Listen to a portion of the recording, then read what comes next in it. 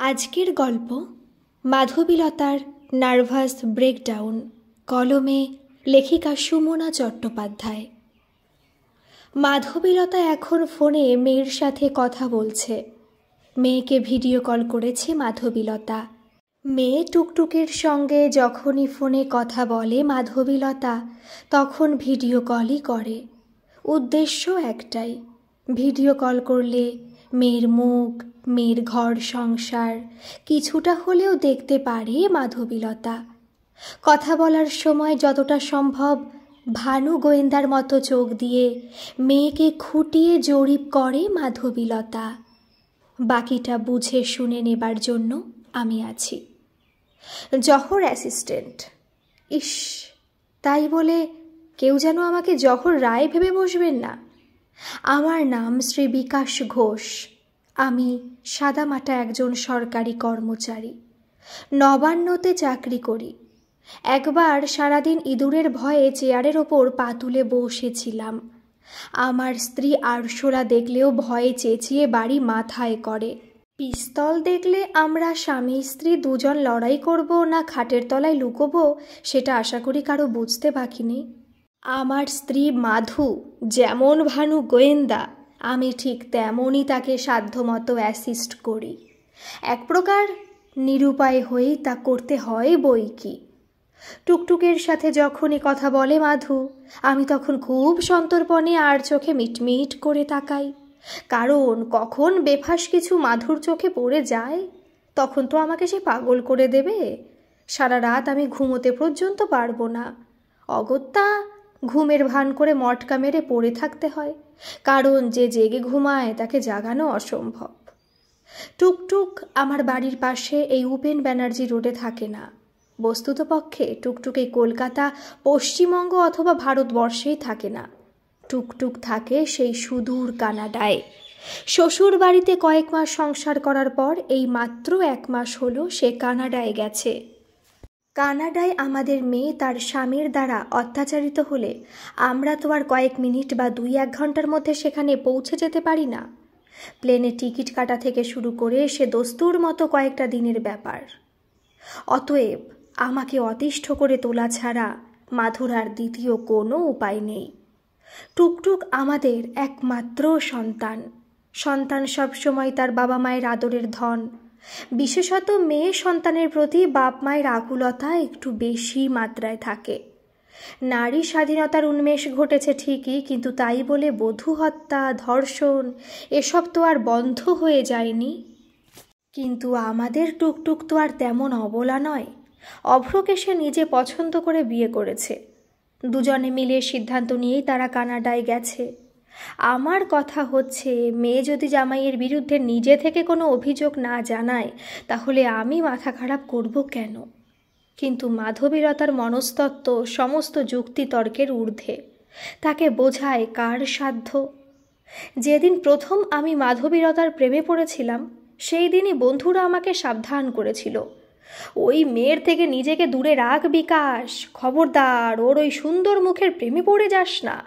যদি নিজের ভালো চাস সমস্ত বিষয়ে টেনশন করে করে তোর মাথা খারাপ করে দেবে। আমি তখন মাধ্যমিক পরীক্ষার্থী। বেহালা পাঠক পাড়ায় আমার ঠাকুরদার দোতলা বাড়ি ছিল।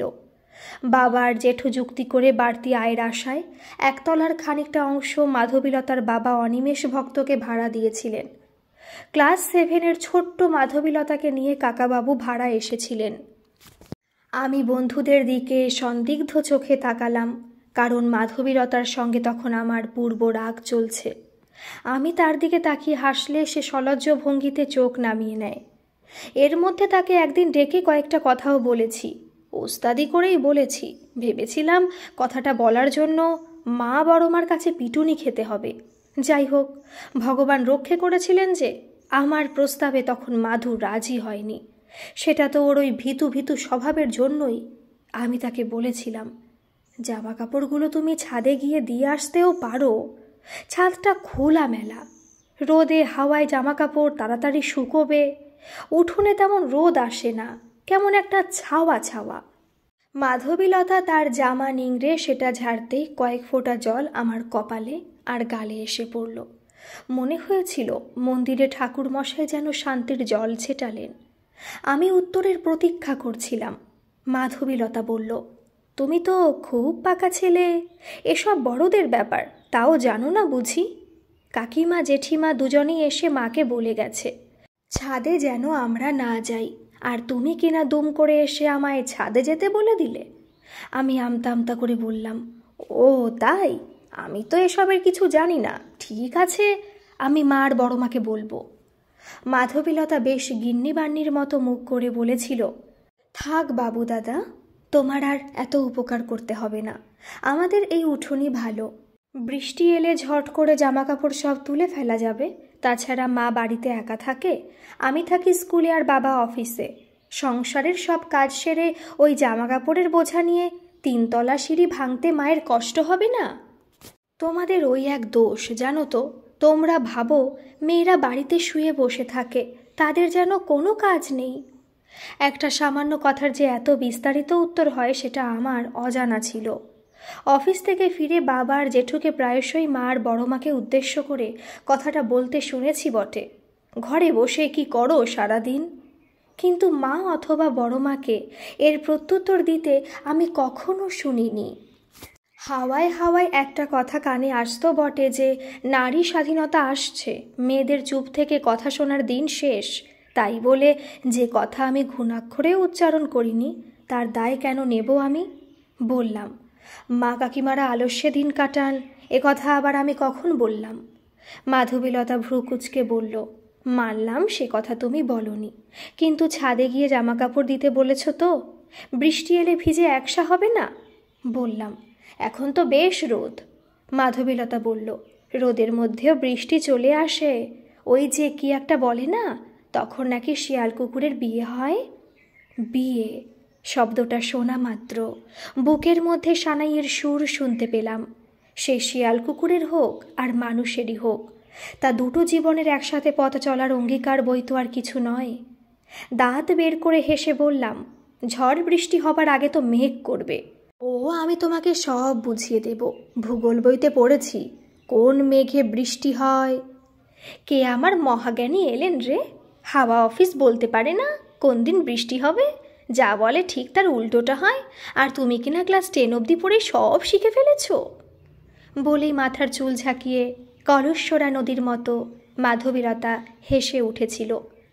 সেই হাসির আওয়াজ ভিতর বাড়িতে মা বড়মার কানে প্রবেশ করেছিল কিনা জানি না, তবে কাকিমা মানে মাধুর মা কঠিন স্বরে মেয়ের নাম ধরে ডাকলেন, আর আমার জেঠুর মেয়ে লিলি দিদি দোতলার বারান্দা থেকে উকি দিল। আমি প্রমাদ গুনলাম, আমাদের বাড়ি বেশ কনজারভেটিভ। বাড়ির গুরুজনেরা ছেলে মেয়েদের খোলামেলা মেলামেশার ঘোরতর বিরোধী। দিদি তার পড়ার টেবিলে, বাবা জেঠু বাড়িতে নেই, মা বড় মা রান্নাঘরে ব্যস্ত। সেই সুযোগ বুঝেই আমি একটু মাধবীলতার সাথে ভাব জমাতে এসেছিলাম, আর সে কিনা হইচই বাঁধিয়ে পুরো ব্যাপারটা কেচিয়ে দিতে চাইছে। যাই হোক, দিদি ছাড়া যে কেউ শুনতে পায়নি সেটাই রক্ষে। দৌড়ে সিঁড়ি দিয়ে দোতলায় এসে দিদির পায়ের কাছে হাঁটু মুড়ে বসে কাঁদো কাঁদো গলায় বললাম, ওই যে নিচে ওরা ভাড়া এসেছে, ওই হাদা মেয়েটা, ওকে বলতে গেছিলাম গণেশদার দোকানের জিনিস খুব ভালো, তাতেই আমাকে কত কথা শুনিয়ে দিল। যেমনি বৃষ্টি দেখতে তেমনি বাজে স্বভাব, আর কোনোদিন ওর সাথে কথা বলবো না। তুই প্লিজ বাড়িতে কাউকে কিছু বলিস না দিদি। লিলি দিদি বলল, ঠিক বলছিস তো? মনে থাকবে? ঘটনার আকস্মিকতায় আমি অত্যন্ত নার্ভাস। ভালো মানুষটির মতো একপাশে ঘাড় কাত করে দিদির আদেশে সম্মতি প্রকাশ করেছিলাম। মাধবীলতা ততক্ষণে শ্রীমান এই বীর পুঙ্গবকে পলায়ন করতে দেখে হাসতে হাসতে প্রস্থান করেছে। আমার চোখ বন্ধ, কিন্তু কান দুটো খোলা, অর্থাৎ সজাগ হয়ে কান খাড়া করে বউ আর মেয়ের কথা শুনতে পেলাম। মায়ের সাথে কথা বলতে বলতে টুকটুক হি হি করে হাসছে। জানো মা, এখানে খুব ঠান্ডা, ঠিক মতো প্রিকশন নিয়ে বাইরে না বেরোলে নাকি কোল্ড স্ট্রোক হয়ে যায়। ওখানে যেমন হিট স্ট্রোক হয়। না না, আমি বাইরে বেরোবো কেন? তারপর জানো মা, আমি তো রান্নার কিচ্ছু জানি না, তাই অভ্রই আমাকে রান্না করে খাওয়াচ্ছে। হ্যাঁ, অভ্র খুব এক্সপার্ট, আমাকে বারণ করেছে, অভ্র ডাকছে। এখানে আমরা একদম ফ্রি, জানো তো মা, যখন তখন অভ্র আমার নাম ধরে চিৎকার করে। পরে কথা বলবো, এখন রাখছি মা, অভ্র ডাকছে। আমার মনে হচ্ছিল টুকটুক এই সবে তার স্কুল থেকে ফিরে ঠাম্মার কাছে ভাত খেতে বসেছে, আর আমি অফিস থেকে বাড়িতে ফোন করেছি। ফোন বাজার শব্দ শুনলে যেখানে যে অবস্থাতেই টুকটুক থাকুক না কেন, সেই ঠিক ছুটে এসে ফোনটা ধরে। আমি ফোনে হ্যালো বলতেই টুকটুকের মনে খুশির জোয়ার। বাপি, কি মজা! আমি বললাম, এ কি মামনি, তুমি এত তাড়াতাড়ি স্কুল থেকে ফিরে এসেছো? টুকটুক বলল, হ্যাঁ বাপি, আজ খুব বৃষ্টি হচ্ছিল তো, তাই অনেকে স্কুলে আসতে পারিনি। তাই বড় আন্টি আজ আমাদের হাফ ছুটি দিয়ে দিয়েছে। এখন আমি রাখছি বাপি, ঠাম্মার কাছে আমি এখন রাক্ষসীর গল্প শুনছি। রাক্ষসীটা রাজকন্যাকে কিসের যেন একটা স্টিক দিয়ে ঘুম পাড়িয়ে রেখে দিয়েছে, গোল্ডেন স্টিক নাকি সিলভার, আমি তোমায় পরে বলবো বাপি। এই দেখো মা এসে গেছে, তুমি এখন মায়ের সাথে কথা বলো। ফোন অবশ্য আমি আমার মায়ের শরীরের খোঁজ নেবার জন্য করেছিলাম। টুকটুক এত তাড়াতাড়ি বাড়ি চলে আসবে বুঝতে পারিনি। সকালে মা আমাকে বলেছিল, মাথাটা খুব ঘুরছে রে বাবু, মাথার পেছন দিকে ব্যথা, প্রেশারটা আবার বাড়ল কি না কে জানে। অফিস বেরোনোর আগে রুমাল আর পার্স এগিয়ে দিতে আসে মাধু। আমি মাধুকে জড়িয়ে ধরতে যেতেই সে আমাকে ঠেলে সরিয়ে দিল, বলল, ছাড়ো তো, সবসময় এসব ভালো লাগে না। গতকালও মাধু এই কথাটা বলেনি। আমার অফিস বেরোনোর আগে আমার কাছ থেকে এই আদরটা মাধু রীতিমতো উপভোগ করে। একটু আশ্চর্য হয়ে বললাম, সারাদিন সংসারে হাড়ভাঙা খাটুনি, তাই ম্যাডামের বুঝি আমাকেও ভালো রাখছে না?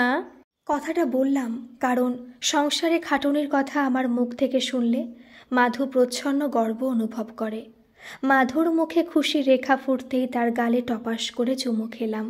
মাধু বলল, থাক, তোমায় আমাকে আর সোহাগ করতে হবে না, তুমি তোমার মাকে নিয়েই পড়ে থাকো। তোমার মাইনের সব টাকা পয়সা তুমি তোমার বাবার পিছনে এতদিন উড়িয়েছ, এবার মায়ের পেছনে ওড়াও। রোজ রোজ মাকে ডাক্তার দেখাও, মায়ের জন্য দুধ, ছানা, ফল, ওষুধ এসবই কিনতে থাকো। তোমার ওপর তোমার মায়ের অধিকার তো সবচেয়ে বেশি। আমি আর টুকটুক তো বানের জলে ভেসে এসেছি। সকালের এই এত বাক্যবাণ সহ্য করার পর আমি মাধুকে মায়ের শরীরের কথা জানতে চাইতে পারলাম না। বললাম, এই একটু ফোন করে তোমার খোঁজ খবর নিচ্ছিলাম। বাড়িতে সুন্দরী বউ রেখে এসেছি তো, তাই মনটা বাড়িতেই পড়ে থাকে। মাধু বলল, আর বলো না, সুন্দরী হওয়াও এক মস্ত জ্বালা। ওই যে পাশের নতুন ফ্ল্যাট বাড়িতে একটা উঠতি বয়সের ছেলে এসেছে না, চাকরি বাকরি তো এখনও কিছু জোটাতে পারেনি, পারবে বলেও মনে হয় না। চমকে উঠে বললাম, বলো কি, আলাপ করেছো নাকি তার সঙ্গে? চাকরির কথা তোমাকে কিছু বলছিল বুঝি? মরণ আর কি, আমি আলাপ করতে যাব কেন? সারাদিন জানলা দিয়ে লোকের বাড়ির দিকে তাকিয়ে পরস্ত্রী দেখছে, তাহলে চাকরি সে পাবে কি করে শুনি? এই চাকরি পাবার জন্য তুমি কত খাটাখাটুনি করেছিলে, কিছু মনে নেই বুঝি? নিজের প্রশংসা শুনলে গলার কাজটা আমার আবার একটু ধরে ধরে আসে। গলা খাকারি দিয়ে বললাম, আসলে ওসব ফালতু ছেলে, দিব্যি বাপের হোটেলে খাচ্ছে দাচ্ছে আর আয়েশ করছে। তুমি এক কাজ করো, ওই দিকের জানলাটা খুলো না, বন্ধ করে রাখো, সন্ধ্যের পর ভারী পর্দা ঝুলিয়ে রাখো। ছেলেটির সম্পর্কে সেদিন যা তা বলেছিলাম বটে, কিন্তু আমি জানি এটাও মাধুর মনের ভ্রম বই কিছুই নয়। কে জানে কোন দিকে তাকিয়ে থাকে ছেলেটা, হয়তো রাস্তা দেখে, কৃষ্ণচূড়া গাছের দিকে তাকিয়ে থাকতে পারে। কিন্তু মাধু মনে করে দুনিয়ার সব পুরুষ মানুষ বুঝি তার দিকেই তাকিয়ে আছে। এখন এসব নিয়ে বিরক্তি লাগলে হবে কি? সেই ক্লাস 11-এ পড়ার সময়, সেই কাঁচা বয়সে তো আর এসব মন্দ লাগতো না। বাড়ি থেকে সাইকেল নিয়ে, মা আসছি আমি বলতে বলতে বেরোচ্ছি, সঙ্গে সাইকেলের সেই ক্রিং ক্রিং, এই বেল আমি অনাবশ্যক যখন তখন বাজাতাম। মনে হতো এমন মধুর সঙ্গীত পৃথিবীর কোনো কিছুতে নেই। এত শব্দের মাঝেও শুনতে পেয়েছিলাম মাধুর ডাক, বাবুদা শুনছো? বললাম, কিছু বলবে আমাকে? মাধবীলতার নাকের ওপর বিন্দু বিন্দু ঘাম। স্কুলে যেতে আমার খুব ভয় করে বাবুদা। বললাম, সে কি, পড়া পারো না বুঝি? বলে উদাস ভঙ্গিতে মাথা নেড়ে বললাম, নিশ্চয়ই অঙ্ক পারো না, আমি তোমাকে বুঝিয়ে দিতে পারতাম, কিন্তু বাড়িতে মনে হয় কেউ অ্যালাউ করবে না। মাধবীলতার নাকের ওপর ঘামের বিন্দু আরও প্রকট হলো। সেই দিন প্রথম বুঝেছিলাম এটাই মাথুর নার্ভাস হয়ে পড়ার লক্ষণ বিশেষ। বিরক্ত হয়ে মাধবীলতা বলল, পুরোটা না শুনে তুমি হাউমাউ করো বাবুদা, এটাই আমার ভালো লাগে না। আগে শোনো কি বলতে চাইছি। বেশ বলো, কিন্তু পাড়ায় কেউ আমাদের কথা বলতে দেখে যদি বাড়িতে লাগিয়ে দেয়? ওটা আমি ম্যানেজ করে নেব। ম্যানেজ করে নেবে কিভাবে? আমি বাবাকে বলবো ওই চায়ের দোকানের ছেলেগুলো আমার দিকে হাঁ করে তাকিয়ে থাকে। কি অসভ্য! এই তো গতকালই স্কুল যাবার পথে আমাকে বলল, কি খুকুমণি কোথায় যাচ্ছ? আমার এত ভয় করছিল যে কি বলবো। কোনো রকমে মাথা নিচু করে হনহন করে হেঁটে চলে গেছিলাম। বারবার মনে হচ্ছিল কেউ আমার পিছু নেয়নি তো। তাই আমি ঠিক করেছি বাবাকে বলবো তুমি আমাকে স্কুলে যাবার পথে এই রাস্তাটা একটু এগিয়ে দেবে। বাবা ঠিক জেঠুকে বলে রাজি করিয়ে নেবে। শুধু তুমি আমাকে বলো তুমি রাজি কি না। তোমার সাইকেলের এই কেরিয়ারে বসে আমি তাহলে এই রাস্তাটুকু যাব। আমি তো হাতে চাঁদ পেলাম। যদিও খুকুমণি কোথায় যাচ্ছ এই কথাটা যে সেদিন হারুদা মাধুকে উদ্দেশ্য করে বলেনি সেটা আমি টের পেয়েছিলাম। কারণ ওই সময় পিয়ালকে কোলে নিয়ে সোনা কাকিমা বাজার থেকে ফিরছিলেন। কথাটা হারুদা যে পিয়ালকে বলেছে সেটা বুঝেও আমি ন্যাকা সেজে বললাম, সেই ভালো, বাড়িতে বড়দের বলে যদি রাজি করাতে পারো তাহলে তো আর কোনো কথাই নেই। সত্যি এই এলাকাটা দিন দিন খারাপ হয়ে যাচ্ছে, আর এই সব বাজে ছেলেদের জন্য তো মেয়েদের একলা পথ হাঁটাই মুশকিল। কিন্তু কাকিমার এত সময় কোথায় যে তোমাকে স্কুলে পৌঁছে দেবে? চিন্তা করো না, আমি তোমাকে এটুকু রাস্তা ঠিক এগিয়ে দেব। আমার বিধিলিপিতে ভগবান মাধবীলতার নামই লিখেছিলেন, নইলে মাধবীলতা যে আমার সাথে এটুকু রাস্তা যাবে সেটা কি বাবা অথবা জেঠু সহজে মেনে নিত? পরদিন থেকে মাধবীলতার আমার সাইকেলের ক্রিং শোনা মাত্র নিশ্চিন্তে হাসি মুখে বেরিয়ে আসতো। আর আমি বাড়ির গেট পেরিয়ে একটু এগিয়ে এসে বেশ নার্ভাস হয়ে বলতাম, কেরিয়ারে বসবে নাকি সামনের রডের ওপর বসতে তোমার বেশি অসুবিধে হবে? নিজের সাইকেল নিয়ে এমনি আমার আদিক্ষেতার শেষ ছিল না, তার উপর মাধবীলতা তাতে উঠবে জেনে আমি আরও সেটাকে ঝেড়ে মুছে চকচকে তকতকে করেছিলাম। কিন্তু আমাদের জোরে যাত্রার প্রথম দিনই আমার সব আশায় জল ঢেলে দিয়ে মাধবীলতা বলল, চলো না এটুকু রাস্তা গল্প করতে করতে হেঁটে চলে যাই। আমি প্রথমে একটু আশাহত হলাম। কত আশা করেছিলাম আমার এই পক্ষীরাজ ঘোড়া সাইকেলে রাজকন্যাকে ওঠাবো। আমি শ্রীমান পৃথ্বীরাজ আর মাধবীলতা আমার সংযুক্তা। পরবর্তীতে মনকে প্রবোধ দিলাম, ভাবলাম আগে চেনা জানা বন্ধুত্ব মনের মিল হয় কিনা দেখি, তারপর না হয় ভেবে দেখব মাধবীলতাকে জীবন সাথী করব কি না।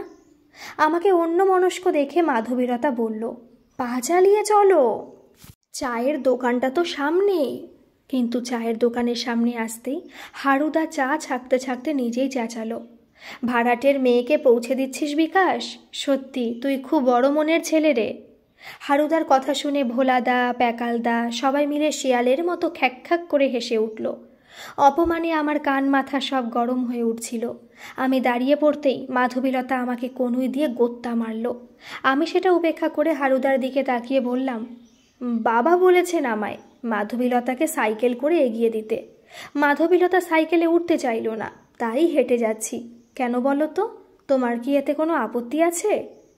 আমার কাছ থেকে এমন ঝাঁঝালো উত্তর হারুদা আশা করেনি। হারুদা প্রথমে একটু ভ্যাবাচ্যাকা খেয়ে গেল, তারপর একটু তুতলিয়ে বলল, না রে, আমার আপত্তি হতে যাবে কেন? কি বলতে কি বলেছি, তেমন লেখাপড়া তো করিনি। তুই যখন ছোট ছিলি কোলে নিয়ে ঘুরতাম, আমার গায়ে কতবার হিসি করে দিয়েছিস। তবে এখন তো তুই বড় হয়ে গেছিস, এবার থেকে বুঝে শুনে কথা বলবো। যা যা স্কুল যা। হারুদা যখন এসব সেন্টিমেন্টাল কথাবার্তা বলছে আমি আর চোখে মাধবীলতার দিকে তাকিয়ে দেখলাম। মাধু এমনভাবে মুখ ভ্যাটকালো যে আমার মনে হলো সে আমার গা থেকে এখনও হিসুর গন্ধ পাচ্ছে। অন্যদিকে মুখ ঘুরিয়ে কয়েক পা এগিয়ে গেছে মাধু। আমিও পা চালালাম।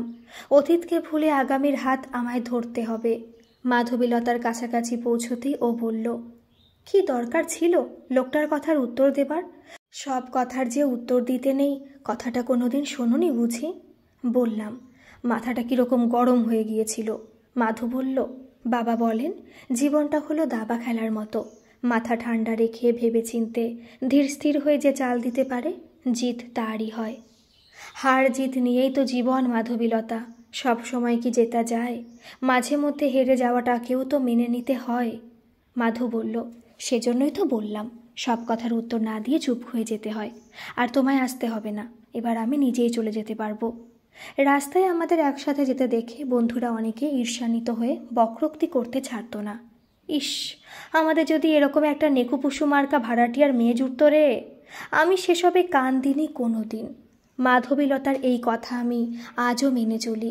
তাই আজ টুকটুকের সাথে ফোনে কথা বলা শেষ হবার পর মাধু যখন কাঁপা কাঁপা গলায় আমাকে ডাকলো, ও গো শুনছো, ঘুমোলে নাকি? আমি বিপদ বুঝে চুপচাপ ঘুমের ভান করে পড়ে রইলাম। মাধবীলতা বিছানায় শুয়ে উসখুস করতে লাগলো। পাশে শুয়ে কেউ উসখুস করলে ঘুম আসা কঠিন, তাই আমিও চোখ বন্ধ করে জেগে থাকলাম। বর্তমানের মাধবীলতাকে উপেক্ষা করে অতীতের মাধবীলতাকে স্মরণ করছিলাম, যার পরনে স্কার্ট, মাথার হালকা সোনালি চুল দুভাগ করে বিনুনি বাঁধা। এখন মাধবীলতার চুল হেয়ার কালারের কল্যাণে মিশমিশে কালো। বিউটি পার্লারের শিল্পীর কাচের ছোঁয়ায় ঘাড় পর্যন্ত এসে থেমে গেছে। চুল ওঠা প্রতিরোধ করার জন্যই মাধবীলতার এই প্রয়াস। চুল উঠে যাবার ভয় মাধবীলতা আগেও পেত, সে ভয় পরীক্ষার ভয়ের চেয়েও বেশি। মাথা থেকে ছিঁড়ে যাওয়া চুল গুনে রাখত মাধবীলতা। গালের পাশে ব্রণ দেখলে মাধবীলতা চূড়ান্ত আপসেট হয়ে তাতে কি লাগাবে ভেবে পেত না। এমএ পাশ করার পর জেঠু লিলি দিদির বিয়ে ঠিক করে ফেলল। লিলি দিদির বিয়ের শাড়ি, কসমেটিক্স কেনা হয়েছে। সেসবই দেখতে মাধু তার মায়ের সাথে বড়মার ঘরে এসেছিল।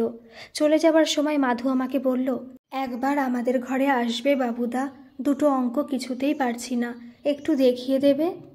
আমি ওদের ঘরে গিয়ে দেখি মাধবীলতা আয়নায় নিজের মুখ দেখতেই ব্যস্ত। মাধুর ডান গালে লাল দানার মতো একটা ব্রণ ক্রমশ আত্মপ্রকাশ করতে চাইছে। কিছুদিন পর এটা পেকে উঠে চেরির আকার নেবে। আমাকে দেখেই বলল, নিশ্চয়ই আমি কোনো পাপ করেছি, নইলে এরকম হলো কেন? সামনে লিলি দিদির বিয়ে, কত লোকজন আসবে, কত সাজগোজ করব বলে মনে মনে ঠিক করে রেখেছি, আর এখনই এইরকম বিশ্রী একটা জিনিস আমার সাথে হলো। বললাম, বিয়ে তো লিলি দিদির, লিলি দিদিকেই সবাই দেখবে, সাজগোজ করে কাকে দেখাবে তুমি? মাধবীলতা বলল, বাহ, লোকে শুধু লিলি দিদিকেই দেখবে বুঝি? সবাইকেই দেখবে। বিয়ে বাড়িতে কত বিয়ের সম্বন্ধ ঠিক হয়ে যায়, তুমি তো দেখছি কিছুই জানো না। আমার তখন ইচ্ছে করছিল কষে কান মুলে দিই মাধবীলতার। আর কদিন পর তোর কিনা মাধ্যমিক পরীক্ষা, আর উনি ভাবছেন বিয়ে বাড়িতে সেজে গুজে কীভাবে লোকের মন ভুলিয়ে নিজের বিয়ে পাকা করে ফেলবে, সেটা আবার আমার সামনে আমাকেই বলছে। এত বড় আস্পর্ধা মেয়ের! আমি এখন কলেজে ভর্তি হয়েছি, সামনে পেছনে কত মেয়ে, সেসব দিকে আমি ভুলেও তাকাই না। মাধবীলতার মুখ মনের মধ্যে গেঁথে রেখে দিয়েছি। ভাবতে ভাবতে সেদিনই মনে মনে ঠিক করে ফেলেছিলাম মাধুকে এবার কথাটা বলতেই হবে। শাসনের ভঙ্গিতে বললাম, এই মুহূর্তে বিয়ের কথা, সাজগোজের কথা না ভাবলেও চলবে, পড়ায় মন দাও, সামনেই পরীক্ষা। মাধবীলতা মুখ মোটকে হাসল, ও মা, দেখো দেখো! রাগের চোটে বাবুর মুখ চোখ কেমন লাল হয়ে উঠেছে। আমি পড়ব না সাজুগুজু করে ঘুরব, সে কথা তুমি বলার কে গো? দাঁতে দাঁত চেপে বললাম, বেশ করব বলবো। খুব পাখা গজিয়েছে না? গতকাল দেখছিলাম চম্পকদার সাথে খুব হেসে হেসে কথা বলছিলে। বিয়েবাড়িতে যদি বেশি বাড়াবাড়ি করতে দেখেছি না, তাহলে মারবো টেনে এক চড়। মাধবীলতা গালে হাত দিয়ে বলল, কি সাংঘাতিক, তুমি সব মেয়েদের ধরে মারধর করো নাকি? আমার চোখে জল আসছিল। সব মেয়েদের বলতে যাব কেন? তোমাকে ভালো লাগে তাই কারো সাথে তোমাকে মেলামেশা করতে দেখলে আমার খুব রাগ হয় বই কি। কি হিংসুটে, তাই বলে আমাকে কারো সাথে কথা বলতে দেবে না? হঠাৎ নিজেকে খুব খারাপ মনে হলো। বললাম, না না, আমি সে কথা বলতে চাইনি। কথা তো বলতেই পারো, কিন্তু সাজবে শুধু আমার জন্য। কথা দাও মাধবীলতা। কথাটা বলার পরেই মাধবীলতার হাত ধরতে যেতেই সে চমকে দুপা পিছিয়ে গেল। বলল, কিন্তু আমার মায়ের যে খুব শরীর খারাপ, মানে মায়ের হার্টের অবস্থা তেমন ভালো না। মা যে খালি বাবাকে বলে, উচ্চ মাধ্যমিক পরীক্ষার পরপরই তুমি মেয়েটার বিয়ে ঠিক করে ফেলো। তার মধ্যে যদি তুমি চাকরি না পাও বাবুদা, তাহলে কথা দিয়ে লাভ কি বলো? ছোট থেকেই সুন্দরী বউয়ের খুব শখ ছিল আমার। ভাবলাম কাকিমার শরীর খারাপ, আমার চাকরি পাওয়া, আমার আর মাধবীলতার মধ্যিখানের এই এত জটিল প্রশ্নের মীমাংসা কেবল ঠাকুর ঘরের গোপালই করতে পারে। তাই লিলি দিদির বিয়ের পর ঠাকুর ঘর মোছা, গোপালকে স্নান করানো, জল দেওয়া সব কাজই আমি স্বহস্তে করতে লাগলাম। সরলমতি মা আর বড় মা তো বেশ খুশি। দুজনেই বললেন, পুজো আচ্চার দিকে তোর মন হয়েছে দেখে বেশ ভালো লাগছে রে। বাবা বললেন, আর 1 বছর পরেই তুমি কলেজ পাশ করবে, চাকরির পরীক্ষার জন্য প্রস্তুতি এখন থেকে শুরু করে দাও। মাধবীলতার উচ্চ মাধ্যমিক পরীক্ষা সবে মাত্র শেষ হয়েছে। মাধবীলতা বলল, তার মায়ের মাসতুতো বোনের দূর সম্পর্কের কোনো এক ভাসুরপুর সাথে বিয়ের সম্বন্ধ এসেছে। আমি সন্ধে দেবার সময় এক মনে ঠাকুরকে বললাম, যেমন করে পারো সম্বন্ধটা ভেস্তে দাও ঠাকুর। পরদিন সকালে মাধবীলতার কান্নার আওয়াজে আমার ঘুম ভাঙল। ঝটপট উঠে দুমদাম পা ফেলে সিঁড়ি দিয়ে নামতে নামতে শুনলাম মায়ের গলা, এত ভেঙে পড়িস না মা, মা কি কারো চিরকাল থাকে? আজ থেকে আমাকে নিজের মা মনে করিস। একতলায় মাধবীলতাদের ঘরে ঢুকে দেখলাম বাবা মা জেঠু বড় মা সবাই সেখানেই আছে। আমার মাকে জড়িয়ে ধরে মায়ের বুকের ওপর মাথা রেখে মাধবীলতা কাঁদছে। আমি সেখানে যেতেই মাধবীলতা হঠাৎ দৌড়ে এসে আমাকে জড়িয়ে ধরল। আমাকে ফেলে রেখে মা চলে গেছে বাবুদা, কথা দাও তুমি আমাকে ছেড়ে কখনো কোথাও যাবে না। মাধবীলতার এহেন অপরিণামদর্শিতায় আমি আশ্চর্য হয়ে গেলাম। এতগুলো গুরুজনের সামনে এরকম নির্লজ্জ বেহায়ার মতো আচরণ কি করে করলো মাধু? মানছি সে মাতৃহারা হয়েছে, তার মাথা কাজ করছে না, কিন্তু তাই বলে ব্যালেন্স হারালে তো চলবে না। আমি শক্ত হাতে ধীরে ধীরে মাধবীলতার হাত থেকে নিজেকে মুক্ত করে বললাম, মা তো বললেন তিনি আছেন তোমার সাথে। আমার আজই একটা চাকরির ইন্টারভিউ আছে, তাই আমি আজ থাকতে পারবো না। ধীর পায়ে বেরিয়ে আসার সময় শুনতে পেলাম মাধবীলতার গলা, স্বার্থপর। আমার খুব নার্ভাস লাগছিল। ইন্টারভিউয়ের কথাটা আমি বানিয়ে বলেছিলাম, ওটা 2 দিন পর ছিল, কিন্তু সেজন্য ঠিক নয়। মিথ্যে বলেছি বলে সেই মুহূর্তে আমার নার্ভাস লাগেনি। আমার অস্বস্তি লাগছিল, কারণ আমি বুঝতে পারছিলাম কতগুলো কৌতূহলী চোখ আমাকে যেন এফোর ওফোর করে ফেলতে চাইছে। মাধবীলতার মায়ের শ্রাদ্ধ শান্তি সব মিটে গেছে। উচ্চ মাধ্যমিক পরীক্ষা শেষ হবার দরুন মাধবীলতা লেখাপড়া, বাইরে বেরোনো সবই প্রায় বন্ধ। আমিও তাকে যতটা পারি এড়িয়ে চলি, কারণ আমি এখনও বেকার। তাছাড়া যাকে যাই বোঝাই না কেন, মায়ের চোখে ধুলো দেওয়া যে এত সহজ নয় সে কথা কে না জানে।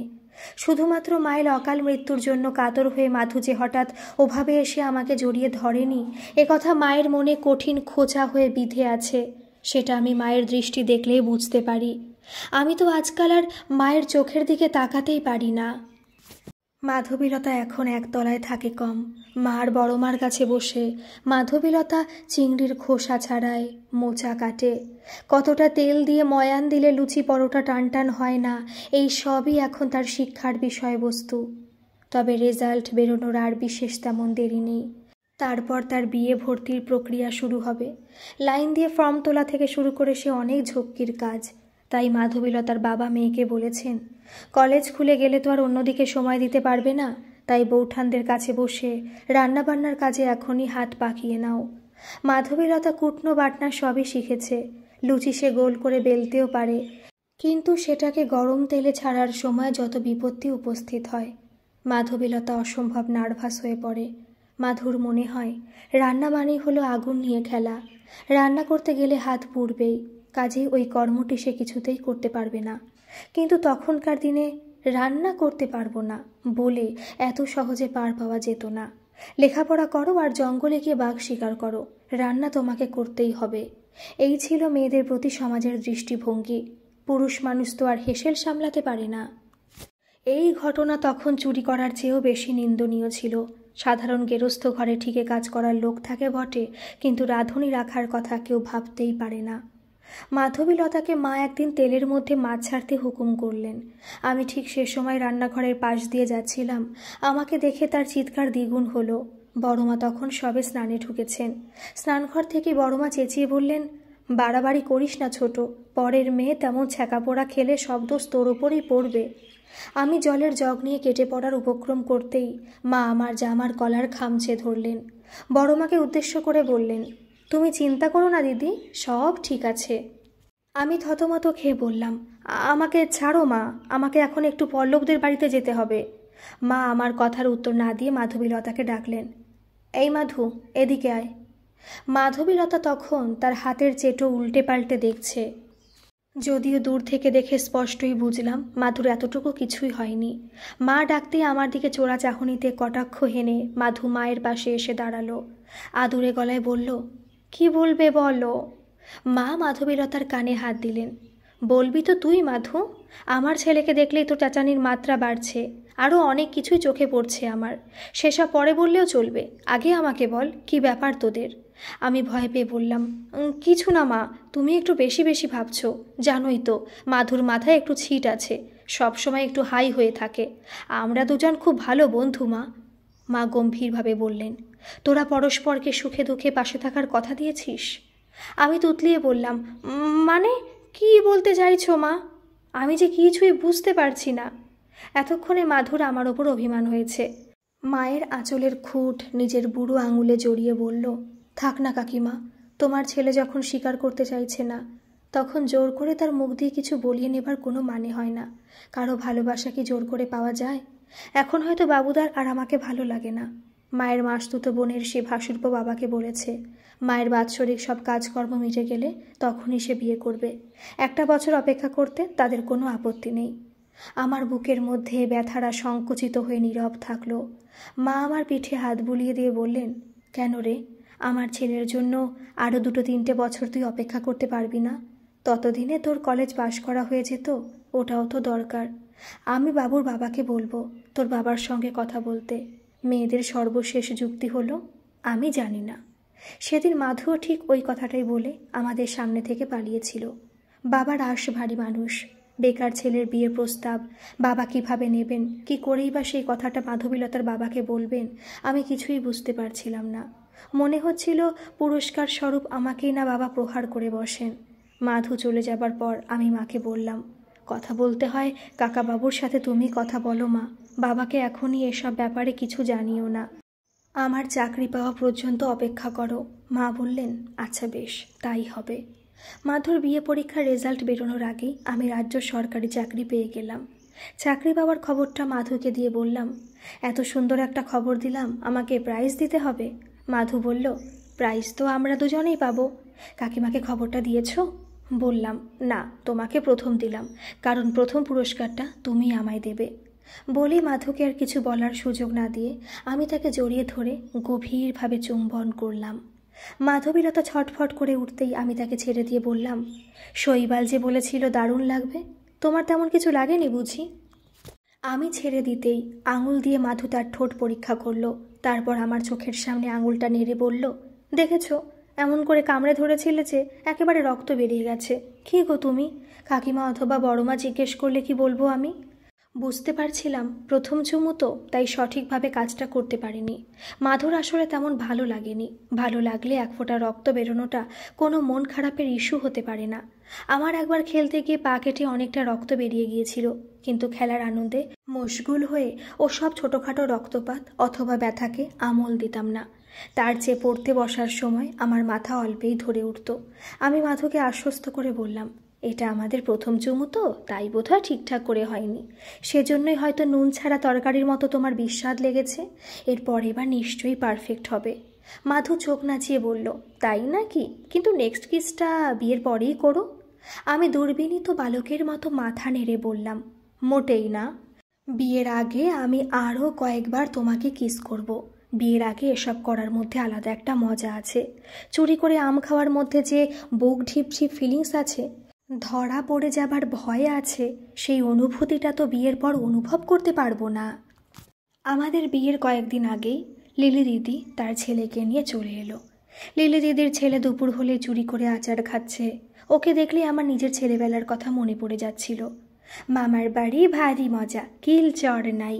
তাই পুচকুন বাবুও বেশ ফুর্তিতে আছে। লিলি দিদি বলল, বাবা সেই এত দূরে বিয়ে দিয়েছেন, রোজ রোজ তো আসতে পারি না। তোর বেশ মজা রে মাধু, বাপের বাড়ি আর শ্বশুর বাড়ি এক পাড়ায়। মাধু বলল, আমার খুব নার্ভাস লাগছে দিদি। লিলি দিদি বলল, সে কি রে, আমরা সবাই তো তোর চেনা। মাধু বলল, সেজন্য না, আসলে বিয়ের আগে যে রেজিস্ট্রি হবে ওটার জন্যই নার্ভাস লাগছে। সত্যি তুই একটা পাগল, রেজিস্ট্রি হলেই তো ভালো। মাধু চিন্তিত স্বরে বলল, কিন্তু আমার নামটা যে ওই অত বড়, লিখতে গিয়ে যদি ভুল করে ফেলি। এদিক সেদিক ভালো করে দেখে নিয়ে বারান্দা থেকে মুখ বাড়িয়ে বললাম, 1000 বার মাধবীলতা ঘোষ লিখে প্র্যাকটিস করো। বিয়ের পর আমার ব্যাংক অ্যাকাউন্টে তোমার নামটাও ঢুকিয়ে জয়েন্ট অ্যাকাউন্ট করে নেব। তখন চেকে যদি ভুলভাল সই করতে দেখেছি না, তাহলে গাঁটটা মেরে মেরে মাথা ফুলিয়ে দেব। মাধু কাঁদো কাঁদো গলায় বলল, দেখেছো লিলি দিদি, এখন থেকেই আমার পেছনে আদা জল খেয়ে লেগে আছে।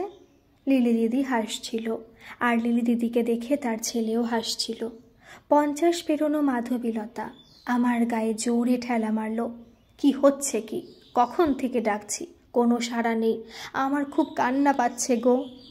শিরা ওঠা হাতখানা আমি মাধবীলতার কপালে ছোঁয়ালাম। কি করব মাধু, কাল আমার অফিস আছে, একটু ঘুমানোর চেষ্টা করতে হবে তো। আমি জানি অনেকদিন তুমি মেয়েকে দেখোনি, তাই হয়তো মেয়ের জন্য তোমার মন কেমন করছে।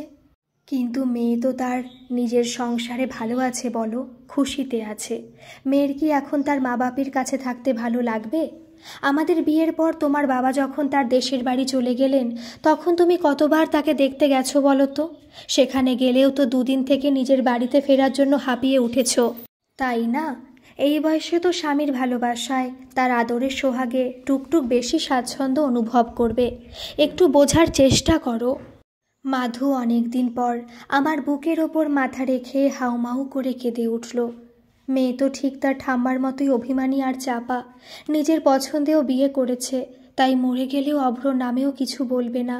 মনে নেই, মার পিছনে সব টাকা খরচ হয়ে যাচ্ছে বলেছিলাম বলে মা ডাক্তারের কাছে যেতেই চাইলেন না, আর কোনো দিন শরীর খারাপের কথা কিছুও বললেন না। কিছু জিজ্ঞাসা করলেই হেসে বলতেন, ওরে মেয়েদের হলো কই মাছের প্রাণ, তাকে অত তুতিয়ে পাতিয়ে বাঁচিয়ে রাখার দরকার হয় না, আমাকে নিয়ে তোরা অত ভাবিস না।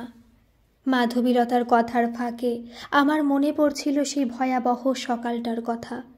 সেদিনের তিক্ত অভিজ্ঞতা বুকে নিয়ে আমার অভিমানী মা মাত্র 6 মাস পরে ঘুমোতে ঘুমোতে ঘুমের দেশে পাড়ি দিলেন। মায়ের নিথর দেহটা আমি সকালে উঠে বিছানায় পড়ে থাকতে দেখেছিলাম। মা কিছুতেই ডাক্তারের কাছে যেতে চাননি। সেই সব দিনগুলোর কথা খুব মনে পড়ছিল। মায়ের কোনো মেয়ে ছিল না, তাই মাধুকে নিজের মেয়ের জায়গায় বসিয়েছিলেন মা।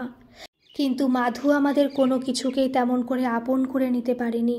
তাই মা চলে যাবার পরই মাধু ঠাকুরদার বাড়িটা বিক্রি করে দেবার কথা বলেছিল। প্রথমে বাবা আর তারপর জেঠু মারা যাবার পর লিলি দিদি বড় মাকে নিজের কাছে নিয়ে গিয়ে রেখেছিল। বাড়ি বিক্রির কথা শুনে লিলি দিদি বেশ খুশি হয়েছিল। বিক্রি হয়ে যাবার পর বাড়ি হয়ে গেল ব্যাংকে জমা পড়া কয়েকটা টাকার সংখ্যা, যাকে অনায়াসে নিজেদের খেয়াল খুশি মতো ভাগ করে ফেলা যায়। এরপর আমরা উপেন ব্যানার্জি রোডে ফ্ল্যাট কিনে চলে এলাম। এখানেই অভ্রর সাথে প্রেমে বাধা পড়েছিল আমাদের টুকটুক। যদিও টুকটুকের ছেলে বন্ধুর সংখ্যা এত বেশি ছিল যে কার সাথে টুকটুক ঘর বাঁধতে চায় সেটাই আমি বুঝতে পারতাম না। এ ব্যাপারে মাধবীলতা আমার চেয়ে অনেক বেশি স্মার্ট। ছেলেদের সাথে টুকটুকের অবাধ মেলামেশা নিয়ে প্রতিবাদ জানাতে গেলে মাধু টুকটুকের চেয়েও বেশি প্রতিবাদ করত। বলতো, মেয়ে কি আমাদের মতো বোকা হবে নাকি? একজনকে দেখলাম আর অমনি তার প্রেমে পড়ে গেলাম। এখন দিনকাল অন্যরকম, ওকে ওর মতো করে থাকতে দাও। কথাটা এখনই আবার আমার মনে পড়তেই বললাম, ওদের মধ্যে মাথা গলিও না মাধু, চলো আমরা বরং কয়েকদিনের ছুটি নিয়ে কোথাও ঘুরে আসি। দার্জিলিং যাবে মাধু? টুকটুকের ক্লাস 10-এর বোর্ডের পরীক্ষার পর আমরা দার্জিলিং গিয়েছিলাম না, মনে আছে মাধু? ওর পরীক্ষার সময় তুমি কীরকম টেনশন করতে, পরীক্ষার রুটিন পর্যন্ত তোমরা গোলমাল করে ফেলতে, আমি মাঝখানে থেকে সব প্রবলেম সলভ করে দিতাম। মাধবীলতা বিরক্ত হয়ে উঠে বসল। তুমি খালি পাস্ট নিয়ে পড়ে থাকো, প্রেজেন্টের কথা ভাবো, বুঝেছ? ফিউচার নিয়ে চিন্তা ভাবনা করো। আমাদের মেয়েটা ওখানে খুব কষ্টে আছে। সে তো নতুন জায়গায় গিয়ে একটু কষ্ট হবেই, ধীরে ধীরে সব ঠিক হয়ে যাবে। দেখো। কি ঠিক হয়ে যাবে? সেকেলে বুড়িদের মতো কথা বলো না। ওখানে নিয়ে গিয়ে অভ্র ওর ওপর টর্চার করছে। সব বিষয়ে টেনশন করতে করতে তোমার মাথা খারাপ হয়ে গেছে মাধু। টুকটুকে অভ্র রান্না পর্যন্ত করতে দেয় না। সব বাজে কথা, মিথ্যে কথা।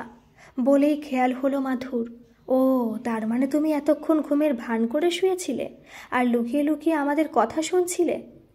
মেইন পয়েন্টে ফোকাস করো মাধু, আমরা এখন টুকটুককে নিয়ে কথা বলছি। মাধবীলতা জল খেলো, তারপর ফোন তুলে দেখল ডাটা অন আছে কিনা। মাধবীলতার মুখের ভাব দেখে মনে হলো টুকটুক হয়তো যে কোনো মুহূর্তে তার স্বামীর অত্যাচারের হাত থেকে মুক্ত হবার জন্য হোয়াটসঅ্যাপে ভয়েস কল করে তার মা বাপির কাছে সাহায্য চাইতে পারে।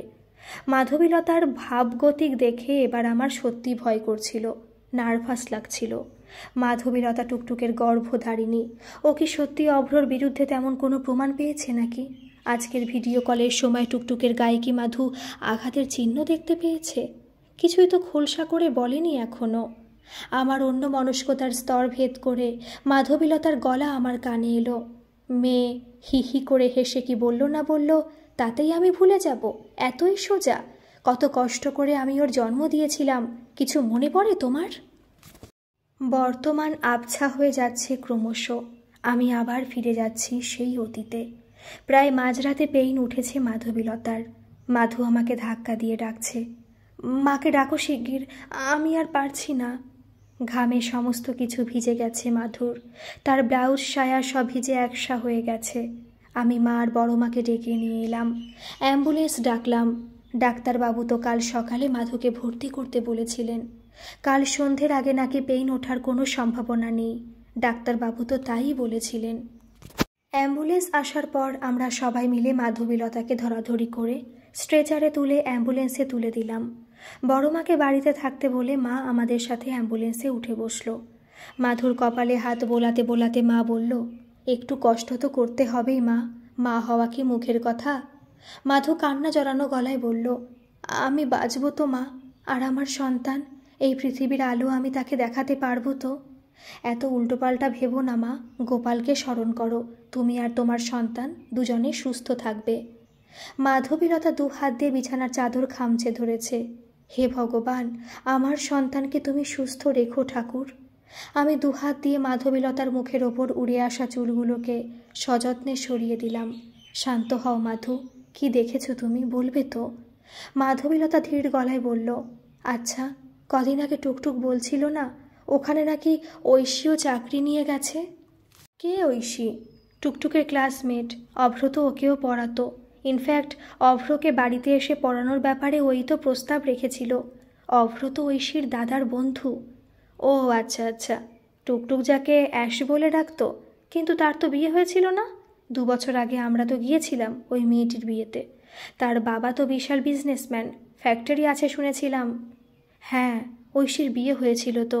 টুকটুকের সাথে অভ্রর বিয়ের আগেই ঐশীর ডিভোর্স হয়ে গেছে। ডিভোর্সের পর ঐশীকে অভ্রর পেছনে ঘুরঘুর করতেও দেখেছি। কোথায় দেখলে? কেন, অভ্র যখন এসেছে এ বাড়িতে তখন ওর সাথে কয়েকবার ঐশীকে আসতে দেখেছি। বিয়ের হোমযজ্ঞের সময় পর্যন্ত আমি ঐশীকে অভ্রর কানের কাছে মুখ নিয়ে গিয়ে ফিসফিস করতে দেখেছি। তারপর বিয়ের পর যখন টুকটুক জোর খুলতে এলো তখন কি ঐশী কি সেদিনও এ বাড়িতে এসেছিল ওদের সাথে? না, সেদিন ঐশী আসেনি। সেদিন টুকটুক বলেছিল ঐশী বিদেশে সেটেল করার চেষ্টা করছে। আমি টুকটুকে বলেছিলাম ঐশীর থেকে বরকে সরিয়ে রাখতে, তখনই টুকটুক ওই কথা বলল। মেয়ের কানে এসব বিষ ঢালো তুমি? স্বামীকে সন্দেহ করতে শেখাচ্ছ? নিজের মতো করে মেয়েকে গড়ে তুলতে চাইছ? কি আমি সন্দেহবাতিক? ফুঁসে উঠছে মাধবীলতা। কেন, আমি ভুল কি বলেছি? সন্দেহ করতে না তুমি আমায়? মনে নেই তোমার কিছু? টুকটুককে দেখাশোনা করার জন্য আমি একজন সর্বক্ষণের মেয়ে রাখতে চেয়েছিলাম। অফিসের সুকান্তদা একটা 16 বছরের মেয়েকে ওদের গ্রাম থেকে এনে দিয়েছিল, কিন্তু তুমি মেয়েটাকে বাড়িতে টিকতে দিলে না। ওইটুকু বাচ্চা একটা মেয়ে, তার সাথে আমাকে কথা বলতে দেখলে তুমি আপসেট হয়ে পড়তে না? সত্যি কথা বলো। এরপর প্রায় 36 বছর বয়সের একটি বউকে নিয়ে এলাম, তাকেও তুমি ভালো মনে মেনে নিতে পারোনি। মাধবীলতাকে এবার একটু নার্ভাস দেখালো। মেয়ের জন্য নয়, নিজের জন্য। আমি যে তাকে এই কথাগুলো কোনোদিন সরাসরি বলে দিতে পারি এটাও ভাবেনি। জিভ দিয়ে ঠোঁট চেটে নিয়ে মাধবীলতা বলল, অতীতের কথা ছাড়ো, সাম্প্রতিক অতীতের ঘটে যাওয়া ঘটনাগুলো পরপর সাজিয়ে ফেলো। কয়েকদিন আগে একটা দাঁতে ক্যাভিটি হয়ে কিছুটা ভেঙে গেছে। জিভ দিয়ে সেটাকে স্পর্শ করে বললাম, টুকটুকের সাথে অভ্রর প্রেম, তারপর ওদের বিয়ে, তারপর কিচ্ছু হচ্ছে না। প্রথমে ঐশীর সাথে অভ্রর বন্ধুত্ব, কিন্তু অভ্র মিডল ক্লাস ফ্যামিলির ছেলে বলে ঐশীর বাবা মেয়ের সাথে তার মেলামেশা পছন্দ করতেন না। তাই ঐশী অভ্রকে নিয়ে এলো আমাদের বাড়ি। অভ্রর কাছে ওদের পড়া শুরু হলো ক্লাস 10-এর বোর্ড এক্সামের ঠিক 1 বছর আগে। অভ্র দুজনকে খেলাতে শুরু করলো, কারণ অভ্র মেধাবী, সুপুরুষ, মেয়েরা তাকে মোটের ওপর পছন্দই করত। বিচিত্র বুদ্ধি তোমার। একসাথে দুজন মেয়ের সাথে প্রেম করত অভ্র, আর দুজনের কেউই সেটা টের পেল না। নিশ্চয়ই কিছু একটা সন্দেহ করেছিল টুকটুক। তাই ঠিক 12-এ ওঠার পর ঐশীর সাথে টুকটুকের কথা বন্ধ হয়ে যায়। ঐশী এ বাড়িতে আসা বন্ধ করলো, আর ঠিক তারপরই অভ্র নিজের পড়ার ক্ষতির অজুহাত দেখিয়ে এখানে টুকটুককেও পড়াতে আসা বন্ধ করে দিল। তুমি পুরো বিষয়টা খুব জটিল করে ভাবছো। ঐশীর কারণে অভ্র টুকটুকে পড়াতে আসা বন্ধ করেছিল, সেটা তো নাও হতে পারে। অভ্র ওদের মাঝখানে আসার আগেও টুকটুকের সাথে ঐশীর অনেকবার কথা বন্ধ হয়েছে।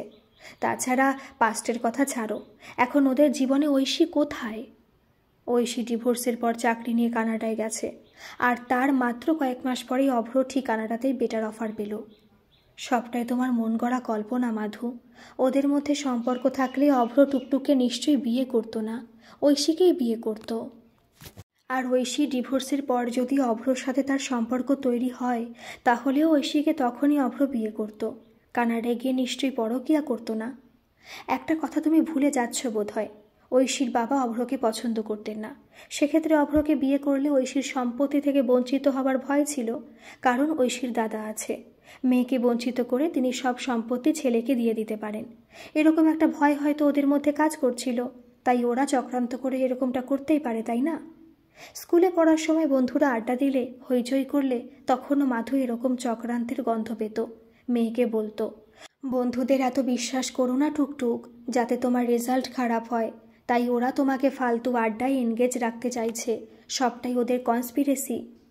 দাঁত দিয়ে ঠোঁট কামড়ে বললাম, একটা সিগারেট খেতে পারি? এই যে 7 দিন আগে তুমি আমাকে বললে সিগারেট খাওয়া ছেড়ে দিয়েছি, এখনও তার মানে ছাড়োনি? মিথ্যে বলেছিলে আমাকে। ছেড়ে তো দিয়েছি, কিন্তু 8 দিন আগে যে সিগারেটের প্যাকেটটা কিনেছিলাম সেটা টুকটুকের পড়ার টেবিলের ড্রয়ারে রেখেছিলাম। তাতে 2টো সিগারেট এখনও আছে। এখন একটা খেতে ইচ্ছে করলো, কারণ এত টেনশন আমি নিতে পারছি না। তোমার কাছে যদি অ্যান্টি এনজাইটি কোনো ট্যাবলেট থাকে সেটাও দিতে পারো, নো প্রবলেম। মাধবীলতা বিছানায় চিত হয়ে শুলো। এটুকু শুনি এতটা টেনশানে পড়ে গেলে? আসল কথাটাই তো বলিনি। হ্যাঁ বলো আসল কথাটা। সেটাই তো জানতে চাইছি। টুকটুক আমাকে বলল ও রান্নাই করে না। কি তাই তো? সেটা তো আগেই শুনেছি, কিন্তু তুমি কি সাসপেক্ট করছো ঐশী এসে ওদের কিচেনের দখল নিয়েছে বলছো? আর অন্যের পছন্দে খেতে গিয়ে তোমার মেয়ে রোগা হয়ে গেছে, এটাই তুমি আজ অবজার্ভ করেছো? ব্যঙ্গ করছো তুমি আমাকে? রাত শেষ হয়ে আসছে, যা বলার তাড়াতাড়ি বলো। আমি টুকটুকের হাতে 2 জায়গায় 2টো পোড়ার ক্ষতচিহ্ন দেখেছি, একটা ওর বুড়ো আঙুলের পাশে, আর একটা ওই ধারে কাছে। অথচ টুকটুক রান্নাই করে না, হয়তো রান্না অভ্র মুখেই তুলতে পারে না। পোড়া দাগটা কিসের বলে তোমার মনে হয়? সিগারেটের পোড়ার দাগ। এটাও কি আমায় বলে দিতে হবে? আশ্চর্য! আর এসব সহ্য করে টুকটুক সেখানে পড়ে আছে? বলতে পারছে না, আত্মসম্মানে লাগছে। স্বামী অন্য মেয়ের প্রতি আসক্ত, এটা স্বীকার করতে অনেক মেয়েরই আত্মসম্মানে আঘাত লাগে। কয়েকদিন আগে আমেরিকাতে একটি মেয়ে আত্মহত্যা করেছে, কারণ তার স্বামী পরকীয়া সম্পর্কে জড়িয়ে পড়েছিল। মাথায় ঋণের বোঝা চাপিয়ে মেয়েটির স্বামী তাকে ছেড়ে বন্ধুর স্ত্রীর সঙ্গে থাকতে শুরু করে।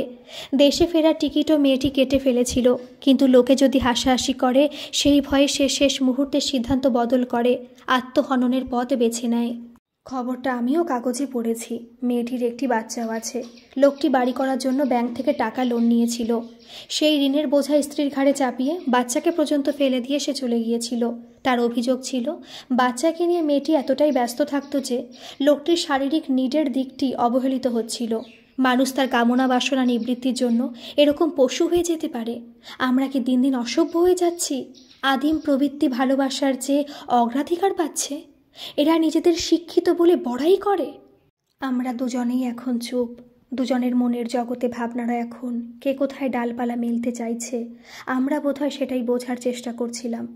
আমাদের দুজনের বালিশের মাঝখানে মাধবীলতার মুঠোফোন পড়ে আছে। আমার ফোন অনেক দূরে, টেবিলের উপরে তাকে সুইচ অফ করে রেখে এসেই শুয়েছিলাম। মাধবীলতার ফোনে ভয়েস কল ঢুকেছে। ফোন করছে অভ্র। মাধবীলতা ফোনের দিকে তাকিয়ে কাঠ হয়ে শুয়ে আছে। আমি হাত বাড়িয়ে ফোন তুলে কল রিসিভ করলাম। আমার গলা বাকরুদ্ধ হয়ে আছে। অভ্রই কথা বলল। কে মামুনি? একটা খবর দেবার আছে। বললাম, কি খবর? নিজের কানে নিজের গলাটাই অন্য রকম শোনালো। অভ্র বলল, ও বাপি, আপনার শরীর ঠিক আছে তো? ঘুমোচ্ছিলেন নিশ্চয়ই, আমি ডিস্টার্ব করলাম। ঠিক আছে, তুমি বলো অভ্র। আপনি মামুনিকে ফোনটা দিন। বলেই মনে হয় টুকটুকে উদ্দেশ্য করে বলল, এই দেখো, অত দূরে বসে থাকলে চলবে? মামুনিকে খবরটা দাও। আমি মাধবীলতার হাতে ফোন দিলাম। তার আগে ফোনটাকে স্পিকারে দিয়ে বললাম, নাও, মেয়ের সঙ্গে কথা বলো। মাধবীলতা হাতে ফোন নিয়ে বলল, বল মা। এখন টুকটুকের হাসির আওয়াজ পেলাম না। টুকটুকের গলা যথেষ্ট গম্ভীর শোনালো। আর 1 মাস পরে আমি দেশে ফিরছি মা। অভ্রর তাই ইচ্ছে। অভ্র মেয়েকে ফেরত পাঠাতে চাইছে। মনে মনে বললাম, স্কাউন্ড্রেল। মাধবীলতা বলল, হ্যাঁ মা, নিশ্চয়ই আসবি, যখন খুশি আসবি। এটা তো তোরই বাড়ি। এটা অভ্ররও বাড়ি মা। আর একজন দাবিদারও শিগগির আসতে চলেছে। টুকটুকের চিরপরিচিত প্রগল্ভ কণ্ঠস্বর গাম্ভীর্যের স্তর বেরিয়ে এখন একটু লাজুক শোনালো। আর একজন দাবিদার আসছে? কি বলছে কি টুকটুক? আমরা কি তার মানে দাদু দিদা হতে চলেছি? কি এত ভাবছ মা? কথা বলছো না কেন? ঘুমের ঘোর কি কাটেনি এখনো? তুমি দিদা হচ্ছ, বুঝেছ? অভ্রর ইচ্ছে বেবি ওখানেই হোক। আমাদের বেবিকে ওখান থেকে অন্নপ্রাশন দিয়ে তারপর এখানে ফিরব। ততদিন অভ্র এখানেই একা থাকবে। বেবি হবার সময় অভ্র অবশ্যই আসবে। আমি মাধবীলতার হাত থেকে ফোন কেড়ে নিয়ে বললাম, অভ্র একা থাকবে আর ঐশী? ঐশী? টুকটুক যেন আকাশ থেকে পড়ল। এর মধ্যে ঐশী আসছে কোথা থেকে? ওহ বাপি, মার সাথে থাকতে থাকতে তুমিও আস্তে আস্তে মায়ের মতোই হয়ে যাচ্ছ। ঐশী ওর বয়ফ্রেন্ডের সাথে থাকে। এখনও বিয়ে করেনি ওরা, তবে শীঘ্রই করবে। আমার গলা কাঁপছিল।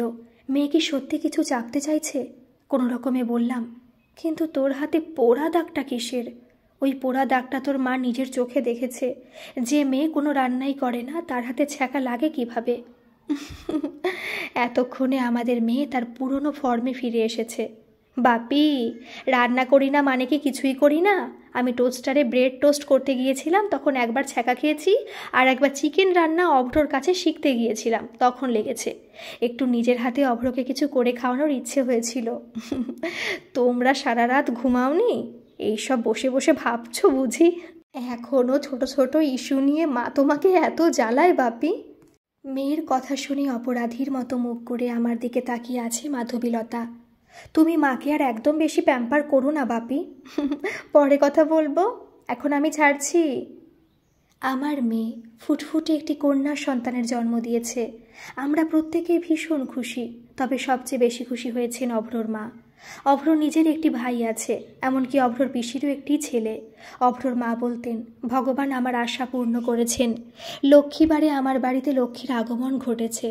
নাতনির মুখে ভাত আমার বাড়ি থেকেই হলো। আবার অভ্রর বাবাও তার বাড়িতেই উপলক্ষে একদিন খাওয়া দাওয়ার আয়োজন করেছিলেন। এবার মেয়ে আরাধিকাকে নিয়ে টুকটুকের তার নিজের সংসারে ফেরার সময় এসেছে। ঠিক হয়েছে। আপাতত অভ্রর মা আর বাবা ওদের সাথে যাবেন, কারণ আমার অফিস আছে। অভ্রর বাবা রিটায়ার্ড। অভ্রর ভাই শুভ্র দিল্লিতে চাকরি পেয়েছে, তাই সে সেখানেই থাকে। স্টেডি গার্লফ্রেন্ড একজন আছে, কিন্তু পিএইচডি কমপ্লিট না করে সে বিয়ে করতে চায় না। অভ্রর মা আর বাবা যে ছেলের সংসারে যাচ্ছেন, মাধবীলতার এই বিষয়টা একেবারে পছন্দ হয়নি। এয়ারপোর্টে গিয়ে মেয়েকে সি অফ করে আসার 3 দিন পর রাতে শুয়ে একবার গুনগুন করে আমায় বলতে এসেছিল, উনি শুধু ওনার ছেলে আর নাতনিকে যত্ন আত্তি করবেন, আমার মেয়েটা নিশ্চয়ই নেগলেক্ট হবে। আমি কোনো উত্তর না দিয়ে পাশ ফিরে নাক ডাকিয়ে ঘুমিয়ে পড়লাম। মেয়ের কথা আমি মনে রেখেছি। মাধবীলতাকে আমি মোটেও পাত্তা দিচ্ছি না। ঘুম থেকে উঠে দেখলাম মাধবীলতা স্নান সেরে পুজোয় বসেছে। আমি একটু তফাতে দাঁড়িয়ে জোরে জোরে বললাম, গোপাল ঠাকুর, আমার গোপু সোনা, আমার বউকে চিন্তামুক্ত করো ঠাকুর। মানুষের ওপর থেকে ওর অকারণ সংশয় সন্দেহ সব মুছে দাও। মাধবীলতা মুচকি হেসে বলল, না গো, অভ্রর মাকে আমি ভুল বুঝেছিলাম। উনি সত্যি খুব ভালো মানুষ। আজ সকালেই তো ফোনে কথা হলো। উনি ঠিক আমার মতোই একটা বিষয় নিয়ে খুব চিন্তিত। বুঝলাম। উনিও ক্রমশ মাধবীলতার দ্বারা প্রভাবিত হচ্ছেন। হতাশ গলায় বললাম, কী বিষয়? মাধবীলতা একদিকে ভ্রু তুলে বলল, টুকটুক মেয়ের অত বড় একটা নাম রাখলো, কিছুতেই শুনল না। বলল ছোট একটা নিকনেম তো রেখেছি, অরা। কিন্তু আর 2 বছর পরে তো ছোট্ট মেয়েটা স্কুলে ভর্তি হবে, তখন তো আর স্কুলে গিয়ে ডাকনাম বললে চলবে না। আরাধিকা, এই এত বড় নামটা ওর বলতে অথবা লিখতে গিয়ে কত কষ্ট হবে বলো তো। দিদিকেও সেই কথাটা বলছিলাম। আমার কথা শোনার পরেই দিদি বলল, কিন্তু মেয়ের নাম বদলাতে বললে টুকটুক কি শুনবে আমার কথা? এই আরাধিকা নামটা আমার ছেলেরও খুব পছন্দ। এই জানো, মাধবীলতা আমার কাছে এসে আদুরে গলায় বলল, কথাগুলো বলার সময় ফোনে দিদির গলাটা খুব নার্ভাস লাগছিল। গল্পটি যদি ভালো লাগে প্লিজ একটা সাবস্ক্রাইব করে দেবেন আর কমেন্ট করে জানাবেন গল্পটি আপনাদের কেমন লাগলো। ধন্যবাদ।